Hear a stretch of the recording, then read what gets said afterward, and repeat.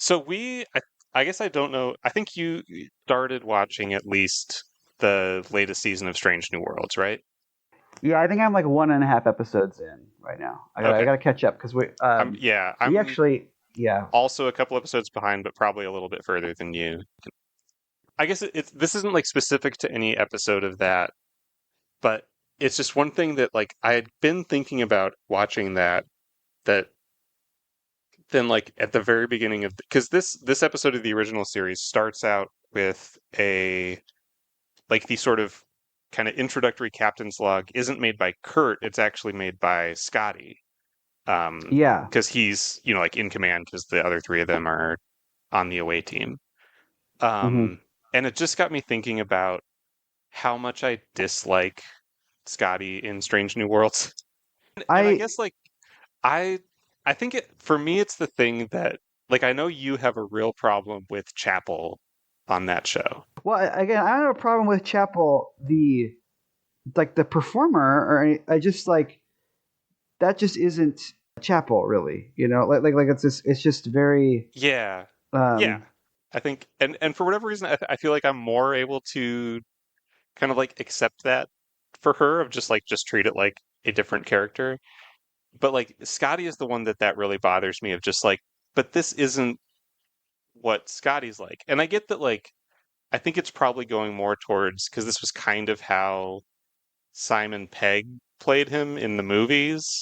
mhm. But like I think of Scotty as being actually like very sort of capable and confident and right like he is the one that like you leave the ship in Scotty's hands when the captain and first officer go down on an away team and he Yeah. usually like does a great job like commanding it and like is kind of he'll every now and then have to like negotiate with somebody or like lead them on a chase or something and it's just like very kind of unflappable when he's doing it. And like, yeah, he'll Yeah. have like the comedy scenes sometimes where he like gets drunk with an alien or tries to find shoes in zero gravity or whatever. But like I never think of him as like a bumbling idiot. And I just feel like that's how he gets portrayed in like whenever they've tried to recast him because he's got a funny voice. I don't know. That's interesting. But I mean, like he obviously like does like he solves a lot of problems on like the new stuff. I think that like the movies probably hurt that character's legacy a little bit. Even though I enjoy the movies, obviously, but like Yeah, in the movies, he is like I think that like the most indelible image of him from the films is like him picking up the mouse in Star Trek 4 and being like computer, like so I sure. wonder if that's like part of the problem is that, cuz like the thing that I always think is kind of crazy is that like more people have seen like probably the least popular Star Trek theatrical movie than have seen the show ever. You know what I mean? Yeah, that's true, I guess. So And that's so I kind of wonder like if what you that's think like Scotty is like. Yeah. yeah, yeah. And Yeah, because I guess, yeah, even in like, because then in like Star Trek, which one was the one we watched? Was it five? Where like he kind of like gets knocked out at the beginning of the movie and is just yeah, not that's in in the rest 5, of it? yes. Or he's just kind of, yeah, like him and Chekhov are like the dumb comedy Yeah. characters. Cause, That's just incompetent filmmaking, though. That they just don't know what to do with him in that movie. I mean, yeah. that's just a bad movie. Unfortunately, a quite But poor. yeah, I feel like the new Scotty is like no one asked for another Adira type character. Like he's just so, Mm. and I'm sure the argument would be like, oh well, this is when he's like younger and less sure of himself, and he like builds that confidence over time. But I don't know. I find him really like he's the one that I find really annoying. That he's just kind of like, oh, I don't know what to do, and like Hmm. I don't I know. don't. This is my complaint about Strange New Worlds. I don't find anyone on the show really annoying. I just think that like it's a totally thankless job, but like you just can't have people playing Kirk and Spock. Like it just isn't Yeah, like those guys. Like Kirk and Spock are Kirk and Spock.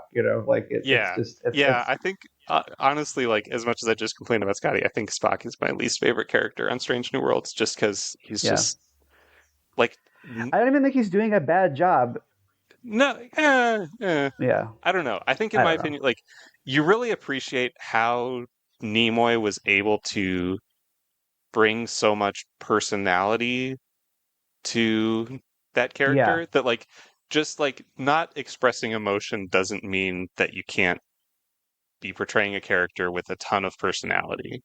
And I feel like that's kind of the trap that a lot of people that have played Vulcans since then are just like, oh, I must just be completely flat and affectless and Hmm. just kind of deliver my lines like a computer. And yeah, and there's just something that Nimoy had that has never been recaptured. Uh, Yeah. but yeah, I just find him so like nothing. He's just so flat to me.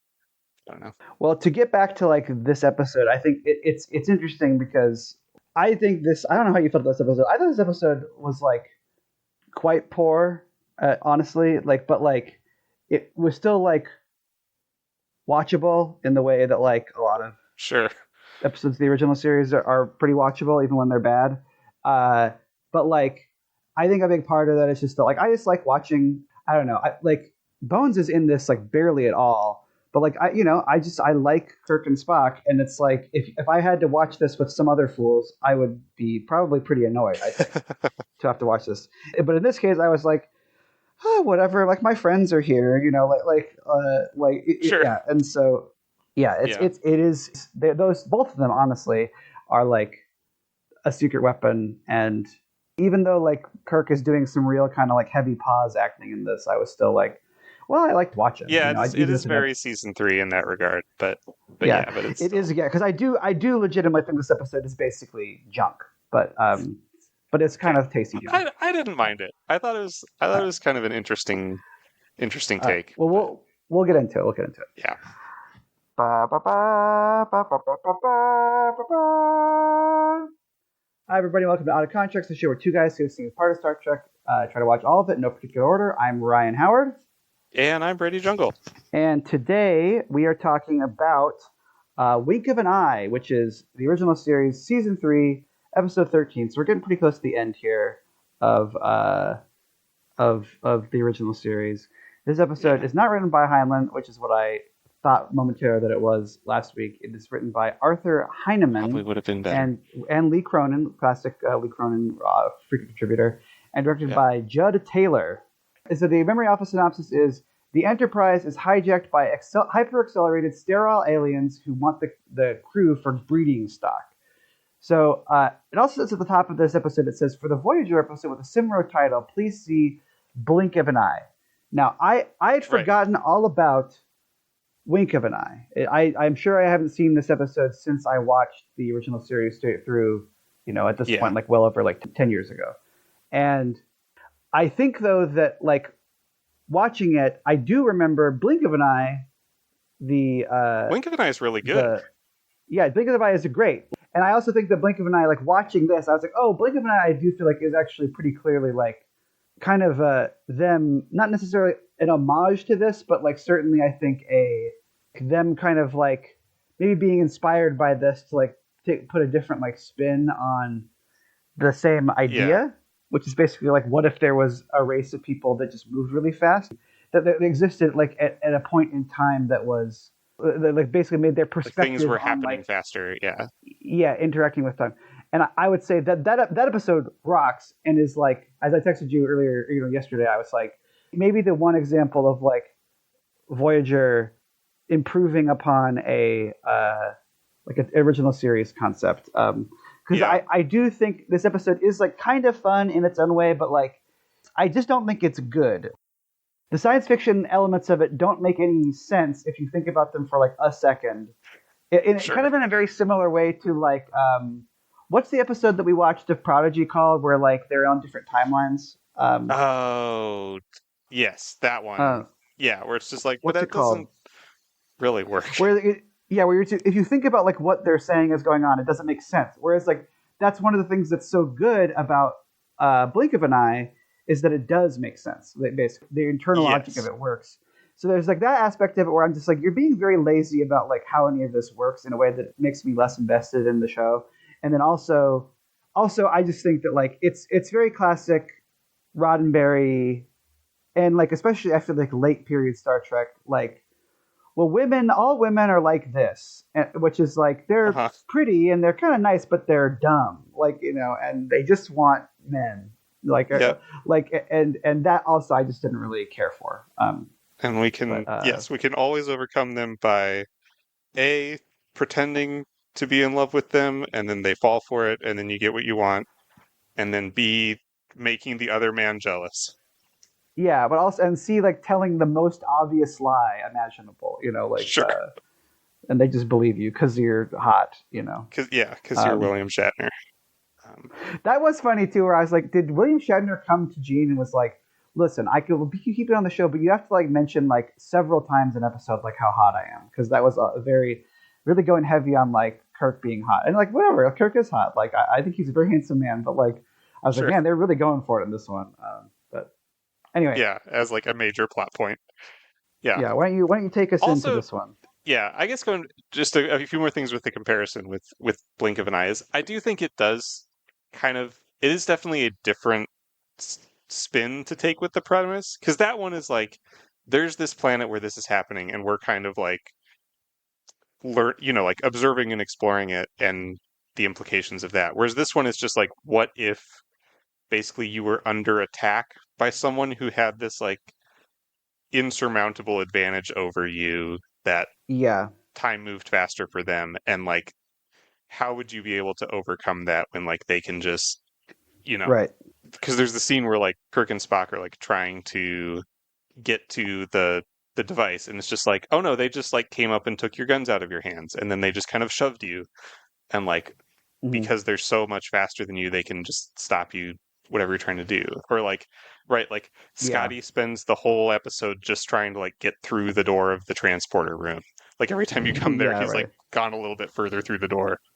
Um, Yeah, but I mean that's my central problem with the episode, though. Honestly, is that like the way that they handle that stuff doesn't make any sense. Nakedly, does makes no sense at all, because like if they really are, I mean, I don't know. Is it worth me getting into this yet? But like they I like I do, if yes.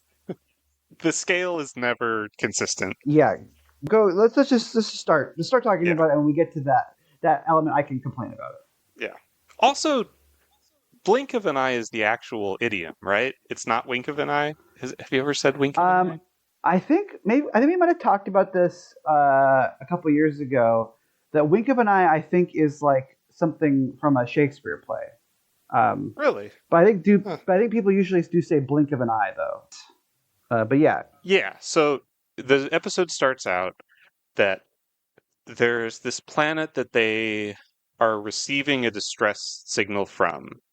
That it's like these five people kind of standing in this, like in front of the city, and they're just like, our planet is bad things are happening. There's only five of us left. Someone has to please come and save us and help us. definitely And not a trap. We're yeah, we're exactly. totally legit. We promise. Right. Yes.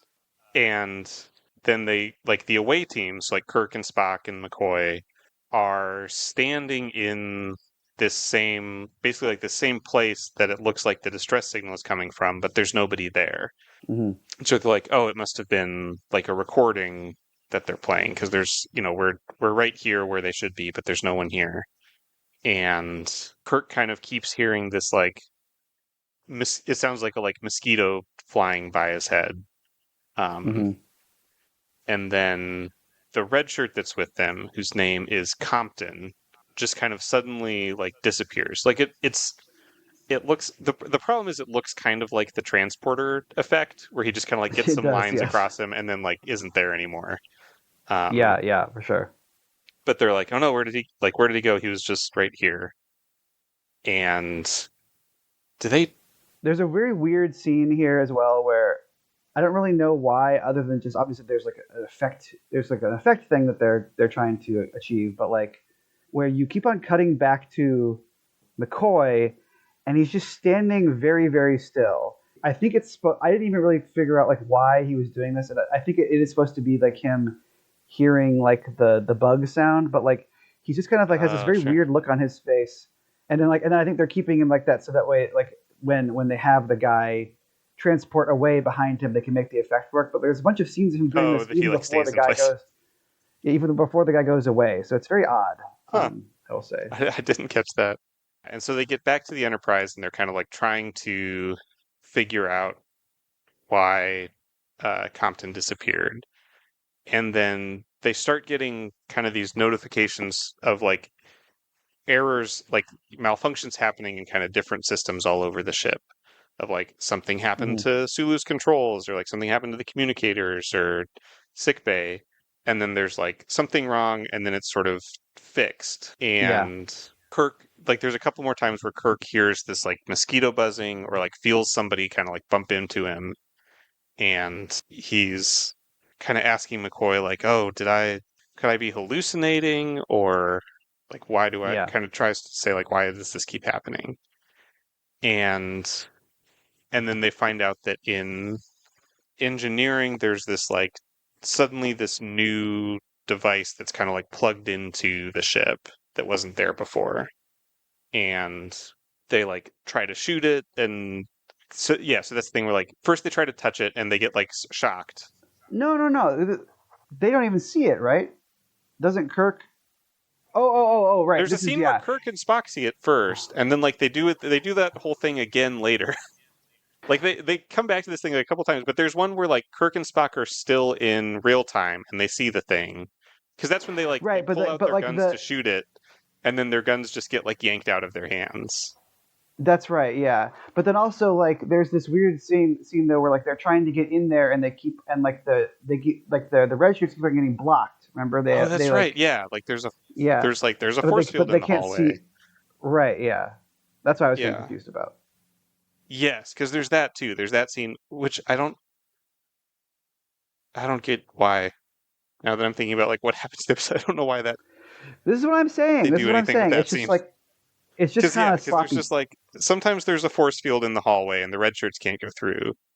And then Kirk Hmm. and Spock are like, well, they're only letting us through, but not these other two. So those two guys just kind of like, are just like, well, I guess we'll just kind of hang out in the hallway with these sort of like bemused looks on our faces. Yeah. And then I think they're still there later. They walk past them. But yeah, yeah. And then Kirk and Spock go and find this thing and like can't destroy it, but they don't know what it's doing yet. So they go back to the bridge and like they consult the computer, like where Spock sort of like essentially like Yeah. uses AI to like try to predict what's going. He's like, "What's going on, computer?" And the computer's like, "I don't know." And And it is as helpful as AI because it's just kind of right, like I don't know, dog. Seems pretty weird. Is yeah, basically what maybe it's. you should surrender. Is Yeah. essentially what the computer ends up suggesting. Is just like, you can't win. You should surrender. I believe what it says is to like let them make the next move or something like that. You know. Yeah. Um, And then like they all get brought cups of coffee, and then like you sort of see like something happen to Kirk. Like Kirk's coffee gets kind of stirred up. Um, I yeah. think this is Someone is. also part of it. Like especially at this point in the episode of just like it's almost like they're not sufficiently distinguishing the difference between moving really fast and just invisible. Like there's sometimes Right. where it just kind of seems like it's just that the aliens are invisible, not that they're like running around so fast that you can't see them. I don't know. Yeah. I mean, I think it's like the But then they kind of implication. I do. think is that it's like the Flash, right? Like it's like Right. Like they can do all these things while you're kind of frozen in slow motion. yeah. But yeah, because I mean let's talk about it, yeah, because like Yeah. the Yeah. So when Kirk drinks the coffee, it happens to him that he gets like shifted into this same, they say he's like accelerated into like the same as these aliens. I would say that's probably my favorite scene in the episode is him being like, "Whoa, everyone's moving really slowly," and then like Right. they do eventually start undercranking the camera, but like the first several shots, you can just tell it's just people that just like the director has been like, "All right, so everyone move slowly," you know, like it's you can Yeah. kind of see No, I like do. I don't know why I find it so charming whenever they do this, but I love just that thing of just like we're going yeah, to have like slow motion happen by just telling everyone to like move really yeah, slowly or like just kind of like there's a scene later, I think it's when Spock like drinks the water, that because hmm McCoy's like in the shot, and so DeForest Kelly just has to like stand there motionless, but you can tell he's trying really hard not to Yeah. blink. But then also like Spock kind of walks off camera and he sort of tracks him with his eyes as he's walking away in like real time. Yeah. It's yeah, I Mhm. just love it so much whenever the effect is that like the actors just like act like they're frozen in place, but you can tell that they're still I agree with you. Charming is the right word for it. I think absolutely. yeah. But anyway, though, so like that's my favorite scene. But so like, they do this, and then it's like they're like, all right, well, what's actually going on? Is the buzzing you're hearing is we're talking, and we're talking really fast, which obviously comes into play Right. later on when Spock figures this out. And so we just move around really fast, we're hyper accelerated. But then, like, the thing that drives me nuts is that they're like, all right, so look, like, shoot at me with your phaser. So he does, and like his phaser is still attenuated to like there's just everything about Right. this Like is so normal speed. lazy where it's just like it's like that's an interesting idea. So this Your like kind of phaser is attenuated. slow beam comes out and she can just sort of like step out of the way of it. Yeah. Yeah, but then like they don't even show the end of the phaser.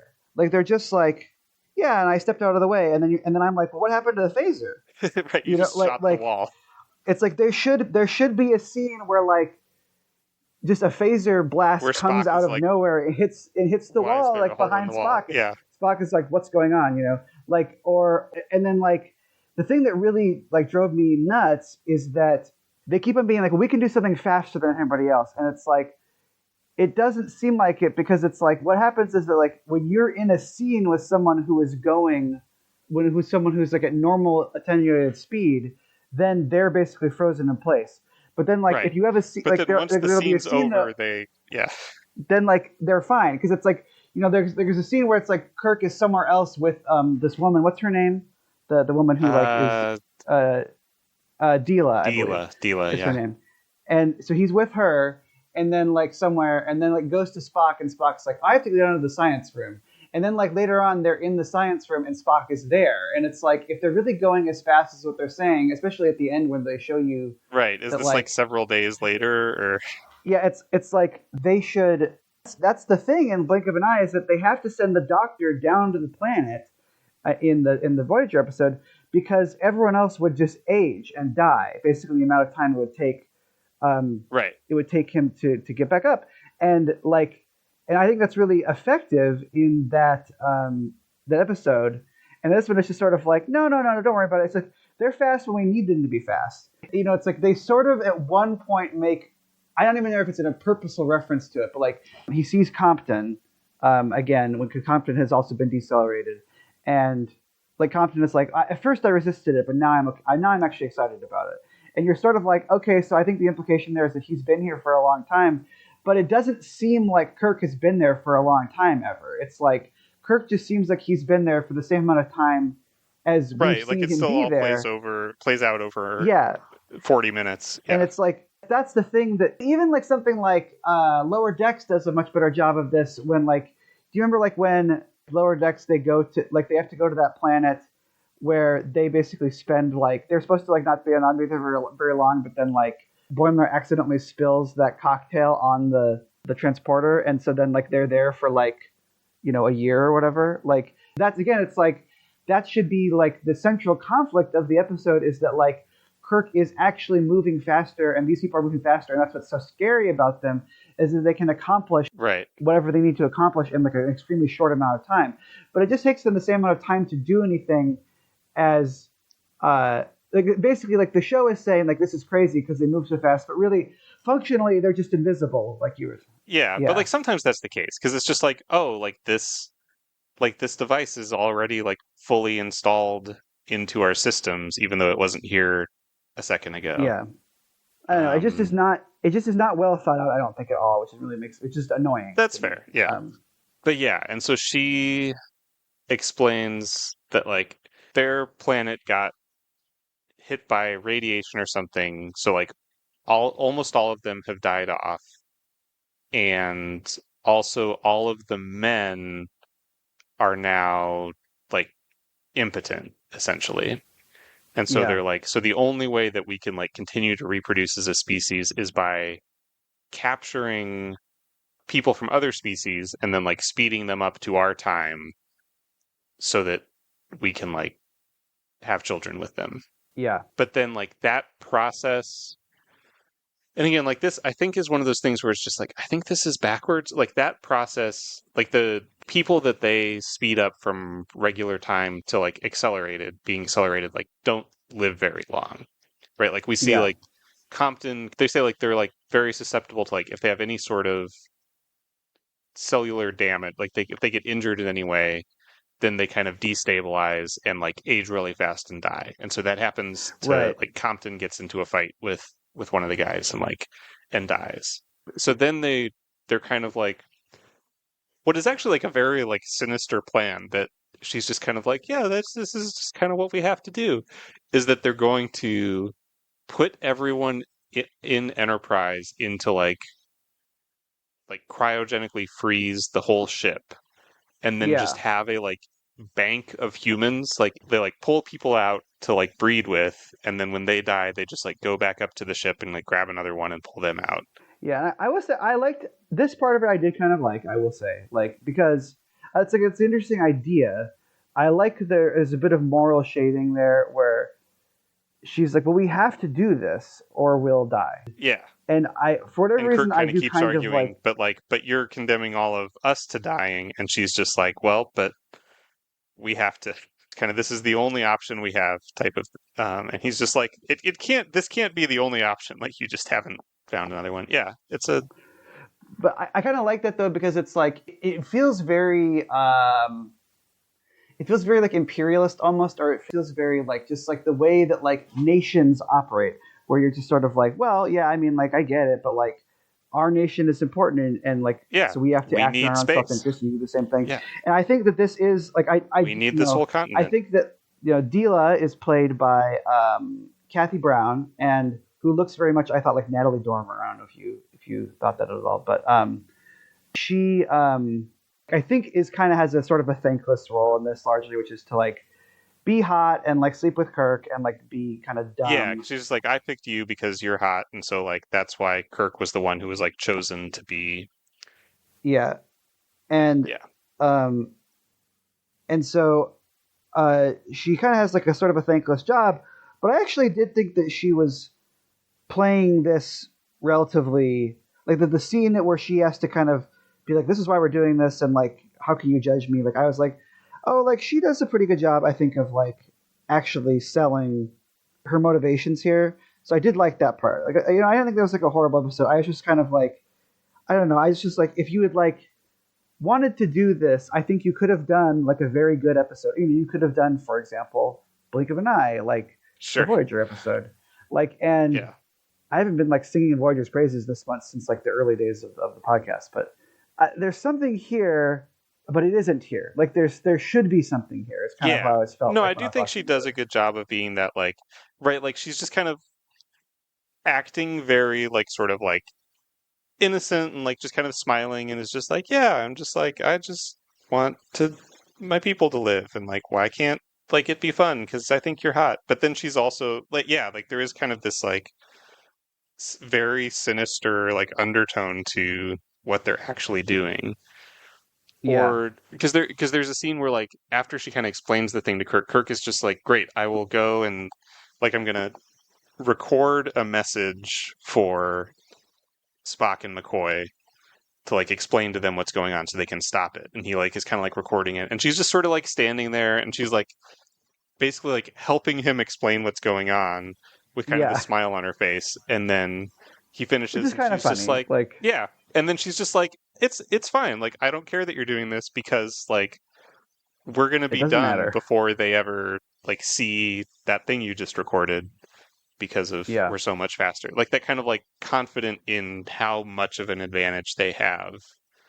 Which again, like I think that's an yep, interesting premise of just like how do you counteract like if your enemy has like so much of an advantage, what kind of clever ways do you have to resort to counteract that?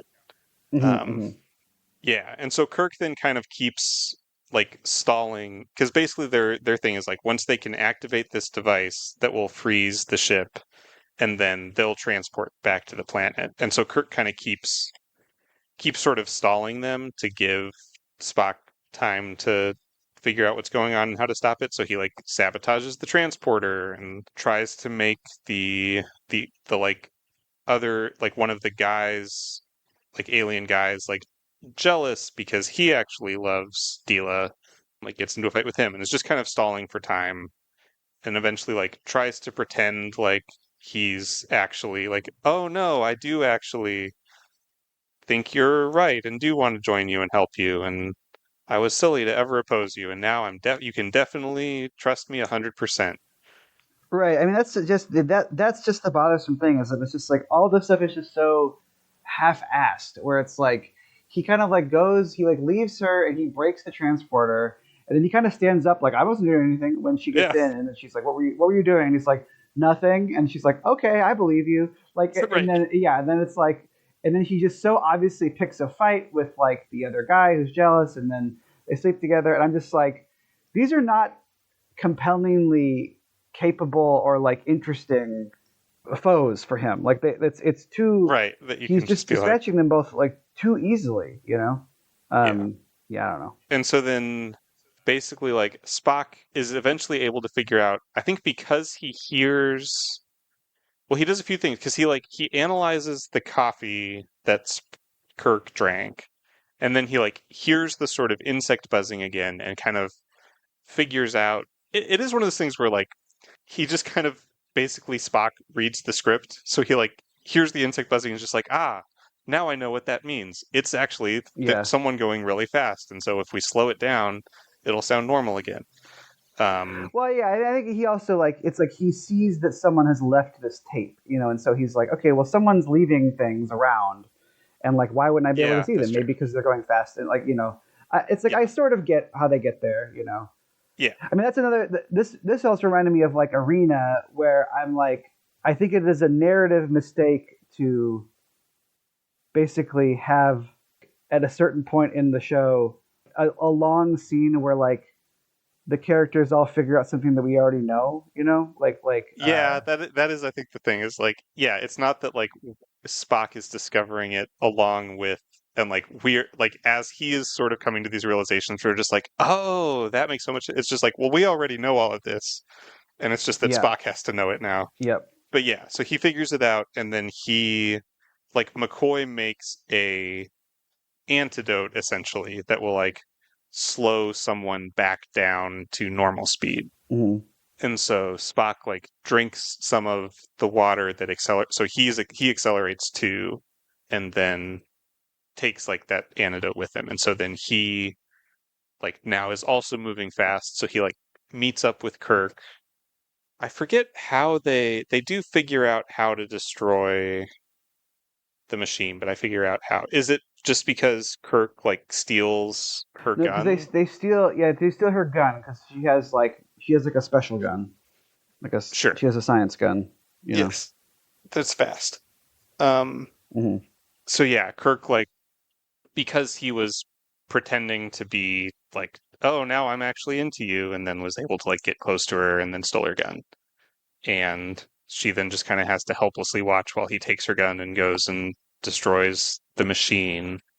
And then Yep. yeah, so then they what do they do? They like beam them back to the planet, and they're just like, well, I guess you guys are just kind of doomed to this existence now. Well, it's more like that Kirk's like, you know, we could like do something about this, and she's like, but you don't want to do the way that we want to, so I guess I'd rather die. And Yeah. then And he's just like, okay, well, I guess we'll kind of quarantine this planet so that you can't capture any other ships for yeah, breeding. Um, and yeah, and so then Kirk drinks the antidote and like speeds back up to normal, or slows back up, like goes back to normal speed. yeah, yeah. And then there's a scene where like he's kind of on the bridge, and he's just like, and now Spock is just running around really fast, fixing the whole ship while he's still under the effects of this thing. They just kind of sit there for a minute and just like everything's working again. And then Spock shows back up and he's like, good job, Spock. Let's not talk about how long that took you. It's like I like that scene because it's a funny idea, and again, it's like it's an idea that like if you carried it through the rest of the episode would have made the episode totally different because you never really see them doing stuff like that quickly. I feel, but then also like then he comes back out and he's thank you, Captain. It was a very accelerating experience, and it's like that's nothing. Like that's not a joke. Like it's like that's not a double entendre. Like that doesn't like you would only say that if you had This had taken a happened. potion that where made you go fast. Like like it doesn't Sure. like it's yeah I don't know. Like I said, I wasn't like mad at the episode. I was like, oh whatever, that was over. I was just watching and I was just like, this is just not very good. Like like and Sure. I think that I know we don't have a lot of listeners and but I think that if we had listeners, I think that probably if we had enough listeners, they would probably kind of rag on us sometimes for like being a little bit easy on the original series, Right. which I think would be a fair thing to mark us on. I think we often are very But kind of like like you said at the start, there's just like it's always going to be like no matter how bad the episode is, like you're always just like having a nice time and entertained because like the characters have so much personality and like it looks so good and it's just like it just feels like a nice time that yeah you're the one willing that to was forgive it. the Like, one exception to that is when it's like sexist or whatever like which yeah, yeah, which to varying which is degrees. I did not like about this episode is that Yeah, I did think it was sexist, but like you are right. But I was just like, yeah, I think that like I am watching what I would say is like in my mind a no matter how much I kind of like parts of it, like it's not actually like good or like well made sure, or whatever, sure. Um, Yeah.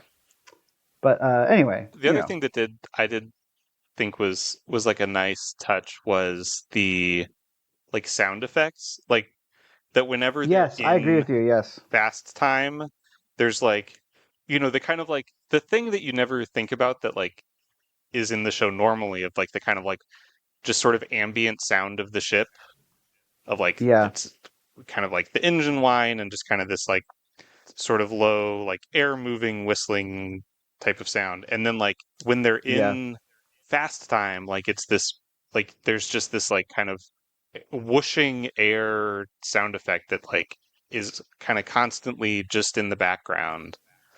yeah, Um that is it's kind of that like sound of like just if air was moving slower than you're used like kind of if ambient sounds that you never think about were slowed down that you just kind of it's just yeah, this different noise that was just kind of always there in slow time that I thought was like a very yeah, for whoever kind sure, of for sure. thought through like oh we should include that to like kind of indicate this.